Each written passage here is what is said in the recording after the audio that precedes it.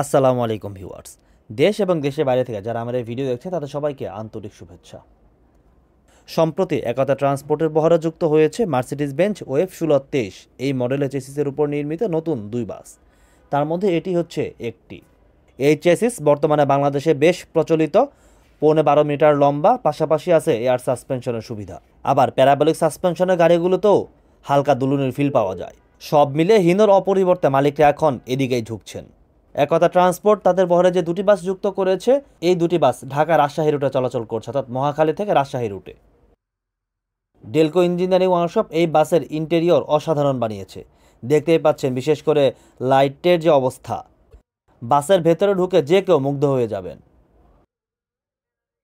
এই বাসে সব মিলে 40টি সিট ব্যবহার করা হয়েছে।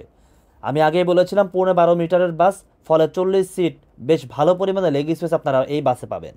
আর ডেলকোর যে সিট, এই সিটগুলো খুব একটা খারাপ না, মোটামুটি নরম বলা যায়। আর মখমলের কাপড় থাকায় এই সিটগুলোতে বসেও বেশ ভালো ভ্রমণ আপনারা উপভোগ করতে পারবেন। লেগ স্পেসের কথা আগেই বলেছিলাম, দেখতে পাচ্ছেন কত বেশি পরিমাণে লেগ স্পেস আপনারা পাবেন। এক্ষেত্রে আপনার সামনে যাতে যদি সিট পেছনে অর্ধেকের বেশি কিন্তু ফোল্ডিং করে দিতে পারবেন, অর্থাৎ আপনিও সেটা করতে পারবেন। বলা যায় অনেকটা শুয়ে শুয়ে এই বাসে ভ্রমণ করতে পারবেন। এছাড়া প্রতি সিটের সামনে নেটের ব্যাগ আছে, আর মাথার উপরে আছে রিডিং লাইট। এসির নব দেখতে পাচ্ছেন, যদিও নন এসি বাস, ফলে এটি কোনো কাজে লাগবে না এখানে। এছাড়া বাসের ভেতরে সাউন্ড বক্স আছে, গাইড কোনো বার্তা দিতে চাইলে আপনারা সেটি শুনতে পারবেন সিটে বসেই। আর উপরে হ্যান্ড লাগেজ বা হ্যান্ড ব্যাগ রাখার জন্য জায়গা আছে। এই ছিল একতা ট্রান্সপোর্টের বহরে যুক্ত হওয়া নতুন বাসের আপডেট। এখন পর্যন্ত মার্সিডিজের এই চেসিসে যারা ভ্রমণ করেছেন, রিভিউ খুব একটা খারাপ আসেনি। পারফরমেন্স এখন পর্যন্ত খুব একটা খারাপ দিচ্ছে না এই বাস। তবে অ্যাক্সিডেন্টের যে প্রবণতা, প্রচুর অ্যাক্সিডেন্ট করেছে।